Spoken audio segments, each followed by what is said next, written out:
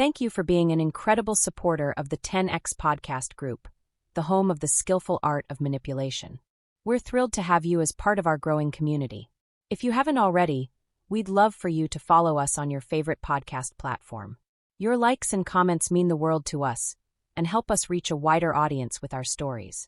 Plus, with new episodes released every day, your feedback plays a vital role in shaping what we create. It truly makes a difference. Your loyalty and enthusiasm fuel our passion for crafting gripping tales, and we're so grateful for your support. Today, we're excited to present The Ghostwriter's Gambit, a story that promises to keep you on the edge of your seat. Let's dive into this thrilling narrative together. Chapter 1. The Devil's Advance. The subway stank of burnt brakes and desperation. I pressed my forehead against the grimy window, watching the flicker of tunnel lights smear like cheap mascara. My phone buzzed again, another voicemail from the landlord. Final notice, Miss Cole. You've got 48 hours. I deleted it. Again. The eviction threats had started blending into the white noise of my life, like the rattle of the train tracks or the homeless man coughing blood into his fist 2 seats down. I wasn't always this broke. 5 years ago, I'd been shortlisted for a Pulitzer, back when investigative journalism still paid enough to afford a studio apartment in Brooklyn and a cat with a chronic pancreas. But print media died and I sold out. Ghostwriting became my oxygen. Politicians, tech brothers, influencers, I'd turned their slurred late-night rants into best-selling memoirs. I was good at it. Too good. I could stitch together a redemption arc from a pile of DUIs and tax fraud. I called it narrative alchemy. My therapist called it moral necrosis. But tonight the gig was different. Elias Voss wasn't some C-list celebrity or a congressman sweating through a midlife crisis. He was a self-made billionaire with a reputation dirtier than the Hudson. The kind of guy who bought islands just to rename them after himself. His assistant had reached out through an encrypted email, offering triple my usual rate. Mr. Voss requires discretion, the message read. And a strong stomach. The elevator to his office was all glass and silent judgment, climbing the spine of his Manhattan skyscraper. My reflection glared back at me. Faded leather jacket, dark circles, hair that hadn't seen a brush since the Clinton administration. I looked like a raccoon that had fought a photocopier and lost. The elevator dinged. Penthouse. Access restricted.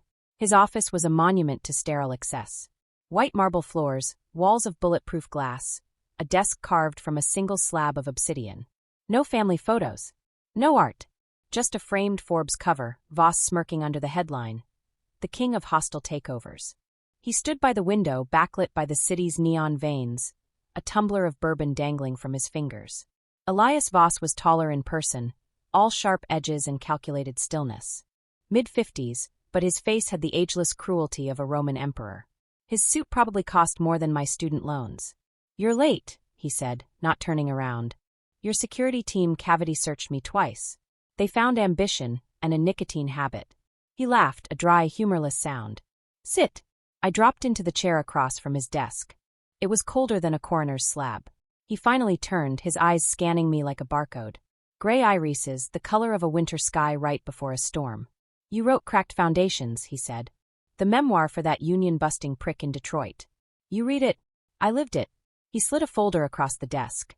Inside, photos of a factory collapse in Bangladesh, headlines about offshore accounts, a subpoena stamped classified. "You made him sound like a fucking hero. That's the job. Is it?" He leaned forward, the bourbon swirling in his glass like liquid amber. "I don't want a hero, Ms. Cole. I want a villain. I want my enemies to read this book and feel their balls shrivel. I want interns to weep in bathroom stalls. Can you do that?" I glanced at the subpoena. United States versus Voss Holdings LLC. "Depends. You looking for fiction or nonfiction?" His smile was a scalpel. "All the best lies are half-truths." The interview lasted 3 hours. He talked in vignettes, each one more grotesque than the last. How he'd bankrupted his father's farm to fund his first venture. The accidental fire at a competitor's warehouse. A senator's career torpedoed by a leaked sex tape. "Allegedly," he'd add with a wink, as if we were sharing a private joke. I took notes, my pen trembling. Not from fear, from rage. The kind that starts in your molars and works its way into your fists. But I kept my mouth shut. My cat, Gatsby, needed insulin. My fridge needed food that didn't come in a microwavable sleeve. "Chapter 4, Voss said, refilling his glass. That's where we'll talk about the wives. How many have there been? 3. The first one ran off. Second one overdosed. Third one's currently contesting the prenup. He shrugged. Love's a liability. I scribbled narcissistic undertones in the margin. He paused, studying me. You're not like the others. The others? The writers. They usually vomit or cry by now. I've ghostwritten for a war criminal who used his memoir to justify ethnic cleansing. You're not special. He grinned, teeth gleaming. Good. Then you'll understand this. He tossed me a flash drive. On it, a single folder, Project Phoenix. Read it. Let it haunt you. Then write me a goddamn masterpiece. Back in my apartment, a shoebox with water stains shaped like Florida, I plugged in the drive. Gatsby hopped onto my desk, knocking over an empty bottle of Adderall. The folder contained blueprints, contracts, emails. A project to build agricultural infrastructure in Guatemala. But the numbers didn't add up. The budgets were inflated, the environmental reports forged. And then I saw it. A chemical formula for a pesticide called VX-29. Banned in 36 countries. Linked to stillbirths. A knock at the door. I jumped, heart jackhammering. The peephole showed a deliver man holding a package. Ms. Cole? Express delivery. I opened the door. The box was small, black, no return address. Inside, a bottle of bourbon, the same brand Voss drank, and a note. A gift. To wet the pen. Evie. Underneath the bottle, buried in foam peanuts, was a bullet. The bourbon tasted like gasoline. I drank it anyway. By dawn, I'd written the first chapter. A symphony of ego and exploitation. I sent it to Voss, my fingers shaking. His reply came in seconds. Perfect. Keep going. Gatsby purred in my lap. Outside, the city growled. Somewhere, a siren wailed. I should have burned the flash drive. Should have flushed the bullet down the toilet. But I didn't. Because the truth is, when you've been starving long enough, even poison tastes like food. Chapter 2. The poison in the ink. The bourbon kept coming.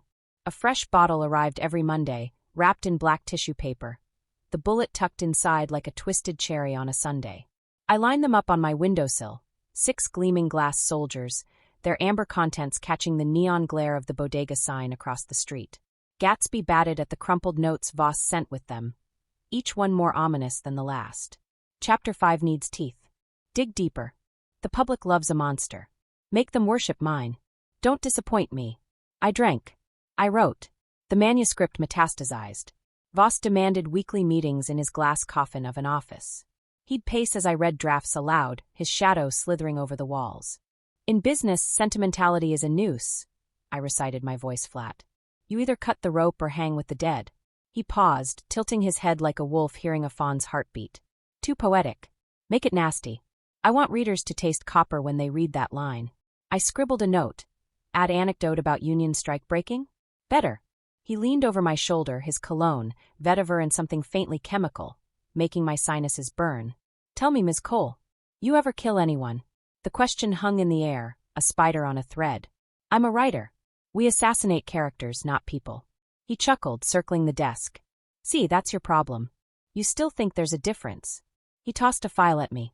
Inside, crime scene photos of a man face down in a marina, his suit bloated with seawater. Thomas Green. New York Times. Wrote a puff piece about my philanthropy last year. Then he got curious. What happened? He drowned. Voss smiled. Clumsy fucker. I stared at the photo. Green's wedding band glinted in the murk. Why show me this? Because Chapter 7 is about leverage. He poured 2 fingers of bourbon, sipped it slow. And you need to understand what happens to people who disappoint me. That night I dreamt of drowning. The manuscript became a living thing, a feral dog I fed with my own hands. Voss's voice infected my sleep. Ethics are for people who can't afford mirrors. He'd sneer in my ear as I typed. You're not a journalist anymore. You're a fucking taxidermist. Now stuff me and make it pretty. I dug into his past, unearthing rot.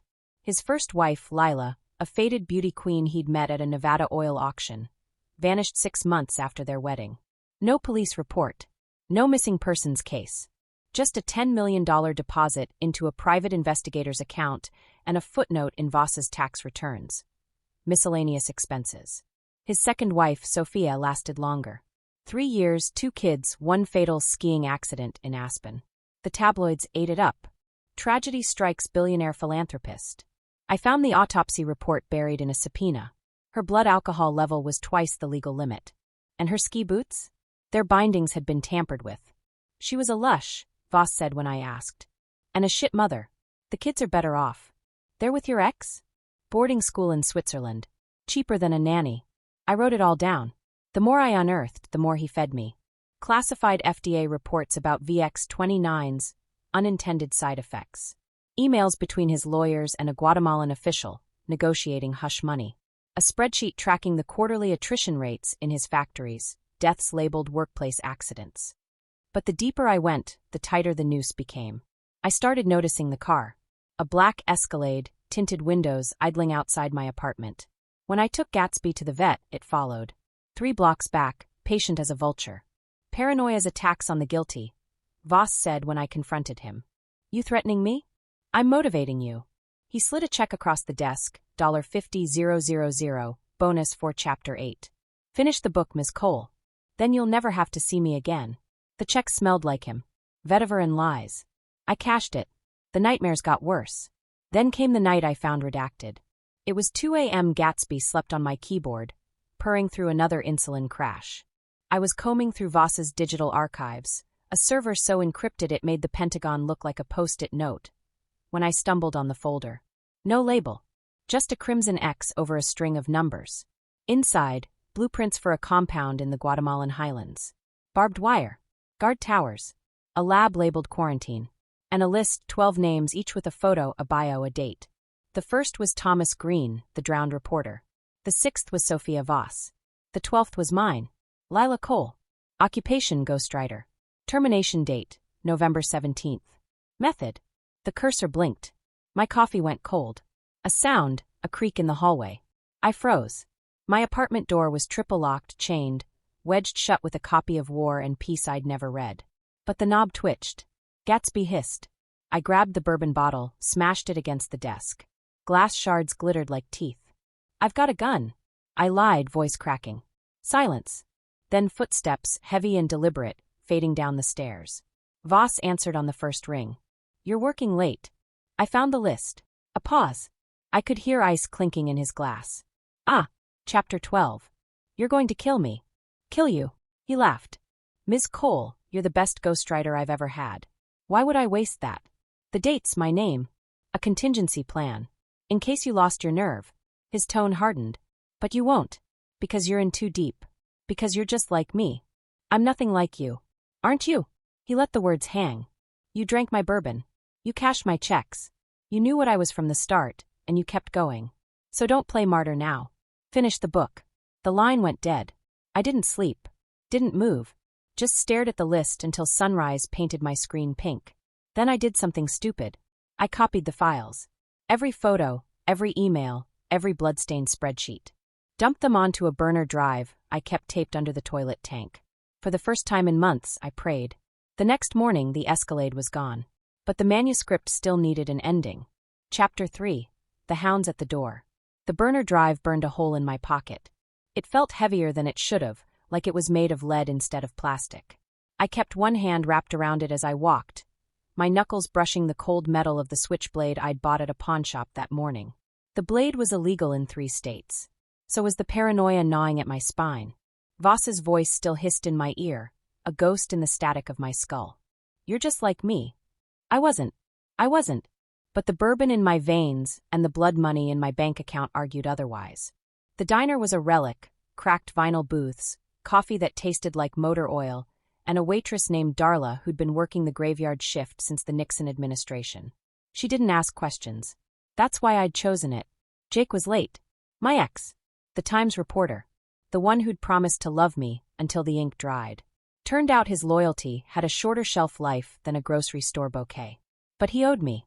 I'd fed him leads for years, letting him take credit while I stayed in the shadows. Now it was time to cash in.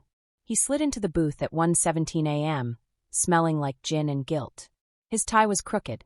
Still handsome, still a bastard. You look like hell, Lila. You look like a subpoena. Thanks for coming. He flagged Darla for coffee. What's so urgent it can't wait for daylight? I dropped the burner drive on the table. Elias Voss is sterilizing villages in Guatemala. Covering it up as philanthropy. This is proof. Jake stared at the drive like it was a live grenade. Why tell me? You're his ghostwriter. Was. He's got a kill list. I'm on it. So go to the police. He owns the police. I leaned forward, my breath fogging the greasy tabletop. This is Pulitzer shit, Jake. Front page, career-making, history-writing shit. But I need you to run it. Tomorrow. He sipped his coffee slow. Calculated. What's in it for you? A head start. The bell above the door jingled. 2 men in suits walked in. Too clean for this neighborhood, too calm. Voss's hounds. Jake saw them. His face paled. You led them here. I didn't. He stood, tossing a $20 on the table. I can't help you. Jake. You're toxic, Lila. Always have been. He walked out, the drive still sitting there abandoned. The suits took his seat. The taller one had knuckles scarred from breaking things that didn't belong to him. The shorter one smiled like a mortician. Mr. Voss is concerned, scarred knuckles said. Says you've been distracted. I gripped the switchblade under the table. Tell him I'm almost done. Mortician's smile slid a phone across the table. A video played, security footage of my apartment. Gatsby batting at a toy mouse. Me sleeping. The camera angle, inside the fucking air vent. He wants to remind you, Mortician said, that loyalty is a two-way street. I'm loyal. The lie tasted like bile. Prove it. Scarred knuckles nodded at the drive. Hand it over. I lunged for the blade. They were faster. Mortician pinned my wrist to the table, his thumb digging into the tendon until I screamed. Scarred knuckles pocketed the drive. You're coming with us, he said. Boss wants a chat. The car smelled like chloroform and regret. They didn't blindfold me.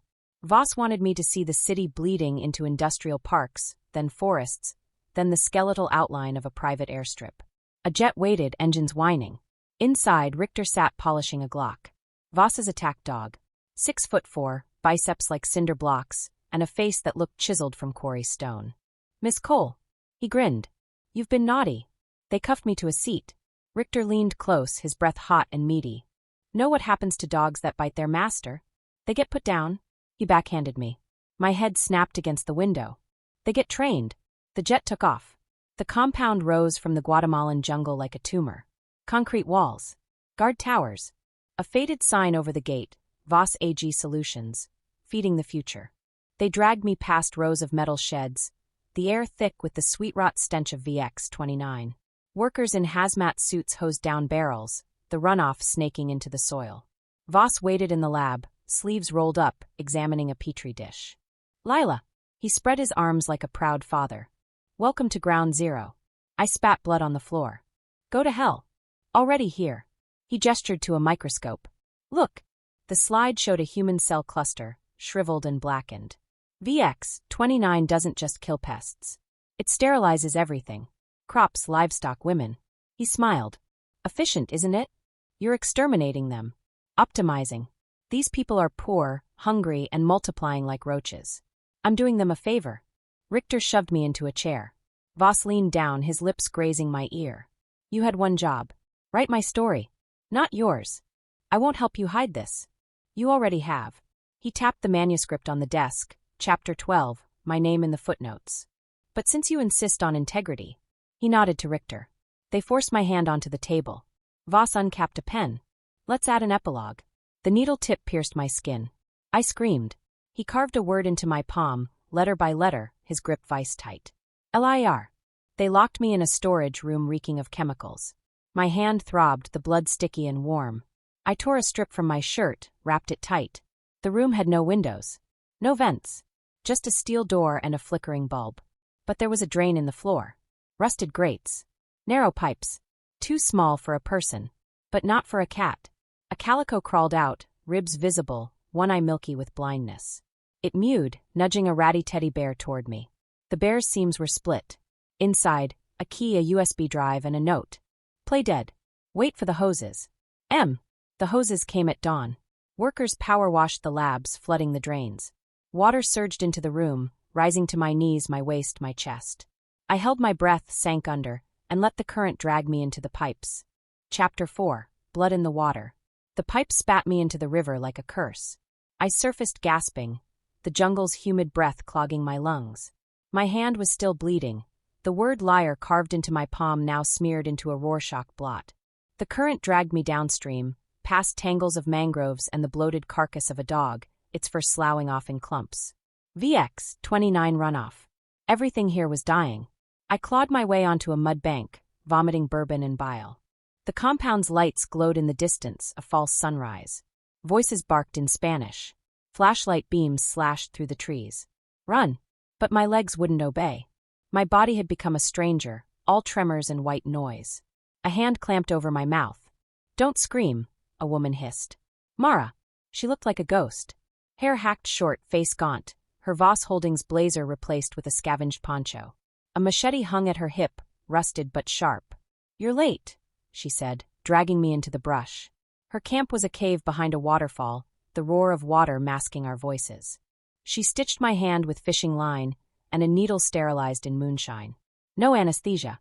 I bit down on a stick, tasting rot. Voss branded you? She smirked. He gave me a tattoo. Property of EV. Classy, right? She rolled up her sleeve. The ink was faded but unmistakable. Why help me? I asked. Because you're the only one he's afraid of. She tossed me a canteen. The water smelled like iodine. That manuscript? It's not a memoir. It's a confession. He's using you to immortalize his sins. Thinks it'll make him a god. He's a fucking psychopath. Worse. He's a shareholder. She unrolled a map. Red X's marked villages Voss had sanitized.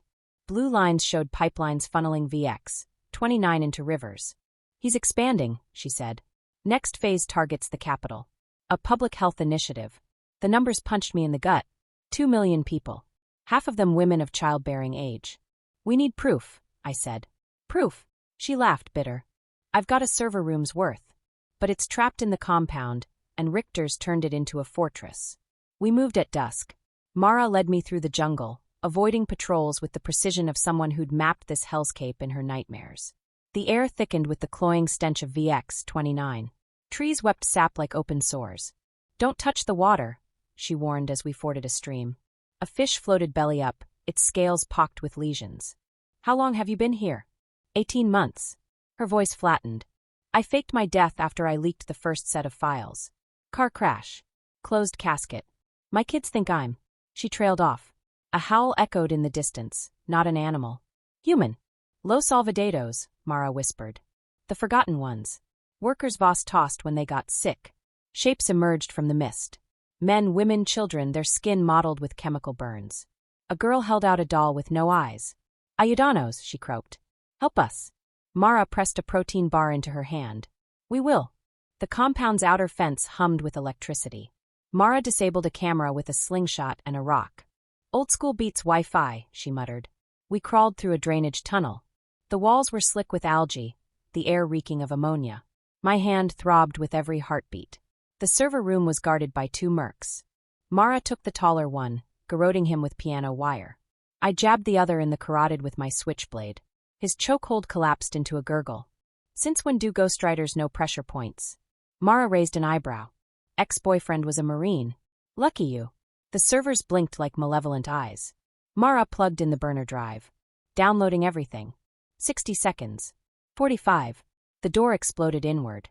Richter filled the doorway, his grin lit by muzzle flashes. Miss me, bitch? He fired. Mara tackled me behind a server rack. Bullets shredded motherboards, sparks raining down. Go! Mara shoved the drive into my hand. I'll hold him off. Like hell. You're the only one who can finish this. She lunged at Richter, her machete clashing against his Glock. I ran. The jungle swallowed me. Branches lashed my face. Voss's voice chased me, smug and venomous. You're just like me. I wasn't. But as I climbed a ridge, the compound burning behind me, I realized the truth. To kill a monster, you have to become something worse. Mara's scream cut through the night. I didn't look back. Chapter 5, The Judas Code. The files burned hotter than my infected hand. Mara's drive wasn't just evidence, it was a live wire. Spreadsheets of shell companies. Voice recordings of senators bartering silence for stock tips. And a ledger, cold as a coroner's report, tallying the cost-benefit analysis of human lives. Termination versus litigation. Cheaper to bury. But the real poison was in folder 23, Operation Whitewash. A video opened with static, then Voss's face filled the screen. He wasn't alone. Phase 2 launches next month, he said, lighting a cigar. Once the sterilization's deniable, we pivot to humanitarian aid. Sell the antidote as a miracle drug. Triple the market price. The camera panned to his guest. My stomach dropped. Jake. My ex. The reporter. The man who'd walked out of the diner. Now clinking glasses with the devil, his grin slick with complicity. The Times will spin it as a breakthrough, Jake said. But I want 15% of pharma sales. Voss chuckled. Greedy little cockroach. I like it. The timestamp, 6 days ago. I vomited into the gutter. Guatemala City swallowed me whole. A cacophony of honking tuk-tuks and street vendors hawking tortillas charred black as sin. I blended with the tourists, my hoodie slick with rain and river mud. The drive was duct-taped to my ribs. Mara's blood had dried under my nails. The safe house was a crypt. A crumbling hostel called El Refugio, where the Wi-Fi was as reliable as a meth head's pulse. The clerk didn't ask for ID, just $20 and a hit of my Adderall. Room 4B smelled like mold and dead dreams. I barricaded the door with a dresser and scrubbed my hand raw in the sink. The word liar wouldn't bleed away. I needed a way out. A journalist not on Voss's payroll. A whistleblower org. A fucking priest. The drive had one last secret, a contact. Encrypted chat logs between Mara and someone named RS. Mara, if you're reading this, I'm dead. Find RS. He can help. RS, Callahan de las Sombras. Midnight. Come alone. The address was a knife shop in the red light district. Of course it was. Rain fell like needles. The alley reeked of urine and fried plantains. Neon brothel signs bathed the puddles in pink. I counted shadows. 4 junkies. 2 sex workers. 1 man in a Panama hat watching from a doorway. He stepped into the light. Mid-50s, salt and cocaine stubble, a scar bisecting his left eyebrow. He looked like a retired cartel accountant. La Gringa, he said. I'm here for RS. You're late. He spat. And you stink of Voss. He led me upstairs to a room above a strip club. The walls were papered in surveillance photos, Voss shaking hands with generals, Richter dumping bodies into a quarry, Jake snorting lines off a call girl's thigh. Rafael Salazar. He poured tequila into a dirty glass. Former head of security. Voss's pero until he had my daughter killed for asking too many questions. I flinched. I'm sorry. Save it. He slammed a laptop on the table. You want to burn him? Do it right. Leak the files and the encryption keys. No redactions. No heroes. Let the world see the maggots. I hesitated. There's a video. Of my ex. He's complicit. Raphael laughed. You think you're the first woman Voss turned against herself? His whole empire runs on betrayal. Now upload it. The Wi-Fi connected. I dragged the files into the void. 45% uploaded. Boots pounded up the stairs. Richter kicked the door off its hinges. Oops. Raphael drew a .38 from his waistband. Guess I'm not retired after all. The firefight was a blur. Muzzle flashes. Plaster exploding. Richter's goon took a bullet to the throat and gargled his last prayer. Go! Raphael tossed me a flash drive. The real files. Now run. I dove out the window into a dumpster. Rotting lettuce and rat carcasses cushioned the fall. Above, Raphael screamed, a wet, visceral sound cut short by a gunshot. Run! Run! Run! The city became a funhouse mirror. Every face was Jake's. Every car a black Escalade. I ducked into a mercado, losing myself in the labyrinth of chili stalls and counterfeit Jordans. An old woman sold me a rebozo, the floral fabric hiding my bloodstained hoodie. The flash drive felt like a brick. Raphael's last gift. I plugged it into a stolen phone at an internet cafe. Folder, legacy. Photos of a teenage girl. Rosa Salazar. Honors student. Shot execution style outside her school. A memo from Voss, dispose of the body. Charge the family for cleanup. And a video. This one made me freeze. Voss, younger but just as vile, standing over a hospital bed. The patient, my mother. Stage 4 pancreatic, the doctor said. How much for the experimental drug? Voss asked. $300,000. She's worth half that. He glanced at me, a 6-year-old clutching a teddy bear, and smirked. Let's say $50,000. For the kid's future. The screen went dark. My mother died 2 weeks later. The phone shattered against the wall. All those years. All those lies. Voss hadn't just killed her. He'd bought her death. And I'd spent a decade writing his fanfiction. The mercado erupted in screams. They'd found me. Richter's goons flanked the exits. Civilians fled, overturning carts of mangoes and knockoff purses. I grabbed a cleaver from a meat stall and ran. A bullet grazed my ear.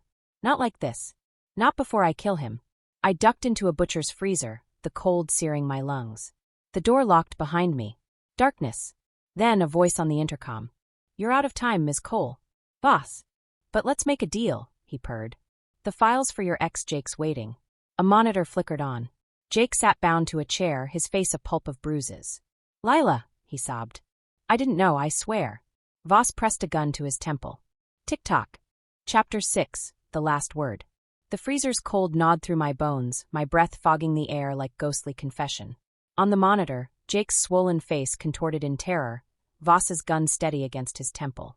My mother's face flashed in the static, her final days, her hollow eyes, the way she'd whispered, "Be brave," before the morphine stole her voice. Voss's smirk filled the screen. "Choose, Miss Cole. The files or the fool?" I stared at the flash drive in my fist, Raphael's blood still crusted under my nails. Jake whimpered, snot and tears gluing his lips shut. "He betrayed you," I reminded myself. "He sold millions of lives for a pharma kickback. But the boy I'd loved once, the one who'd brought me coffee during all-nighters, who'd held me when the Pulitzer fell through, that Jake still lived in the tremble of his chin." "Let him go," I said. Voss arched an eyebrow. "Do I look like a priest?" The drive hovered over the laptop's USB port. One click, and the world would burn him alive. Jake's good I met mine. "Lila, please." I plugged it in. Voss's laugh died as the screen split, dozens of windows erupting like pustules. The Times homepage. WikiLeaks. Social feeds. The files metastasized, unstoppable. "You bitch." He pistol-whipped Jake, then aimed at the camera. "Richter. Flood the." The monitor exploded in sparks. Alarms wailed. The freezer door shuddered, hydraulics failing. I kicked it, once, twice, the metal groaning. Cold air rushed in, carrying the stench of burning plastic and panic. I ran toward the noise. The Mercado was a war zone. Stall owners fled as Richter's men fired wildly, their bullets shredding piñatas and prayer candles. A mother dragged her child under a butcher's table, their screams swallowed by gunfire. I ducked behind a chilly cart, the drive burning in my pocket. Voss's voice boomed from a looted PA system. "Bring me her tongue, and I'll double your pay." A mercenary lunged. I grabbed a fistful of dried habaneros and ground them into his eyes. He howled, clawing at his face. I took his gun. 3 bullets left. Enough. The Voss Pharma building loomed, a glass dagger stabbing the sky. The lobby was deserted, elevators frozen. I took the stairs, each step echoing my heartbeat. Penthouse lights bled under the door. I kicked it open. Voss stood at the window, bourbon in hand.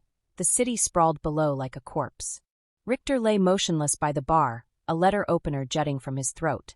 "Took you long enough," Voss said. The manuscript sat on his desk, chapter 12 glaring up at me. How to bury a whistleblower. My name bled red in the footnotes. "They'll hang you with this," I said. "They'll print it. Tragedy sells, Miss Cole." A disgraced writer framing her client? Delicious. I aimed the gun. "You killed my mother." He sipped his drink. "She was already dead. I just monetized it." The bullet took his shoulder. He staggered, laughing. "That all you've got?" I fired again. Missed. He charged. We crashed through the window. The city spun, skyline, stars, streets rushing up. The balcony railing caught us, my ribs cracking against the steel. Voss dangled over the void, his grip slick on my wrist. "Pull me up," he hissed. Wind screamed. Blood dripped from his shattered shoulder, painting the glass below. "Why?" I whispered. "Because you're not a killer." I pried his fingers loose, one by one. "I'm better," I said. He fell silent. Then a smile. "See you in hell." His hand slipped. The sidewalk swallowed him whole. Police found me on the roof, the manuscript in my lap. I'd crossed out every lie, inked the margins with proof. When they cuffed me, I didn't fight. The trial lasted 6 days. The jury deliberated for 6 minutes. Not guilty. Turns out, the world loves a dead billionaire. The memoir's a bestseller now. I kept 1 copy. On the title page, under Elias Voss's name, I wrote, "Ghostwritten by his killer." Sometimes, when the nightmares come, Richter's hands, Mara's scream, Jake's hollow stare, I pour 2 glasses. 1 bourbon. 1 gasoline. I light a match. The Guatemalan girl sends letters. Her sister's in college now, studying environmental law. Last photo showed them laughing in a field, the chemical graves blooming wildflowers. I don't write back, but I keep the flowers pressed between the pages.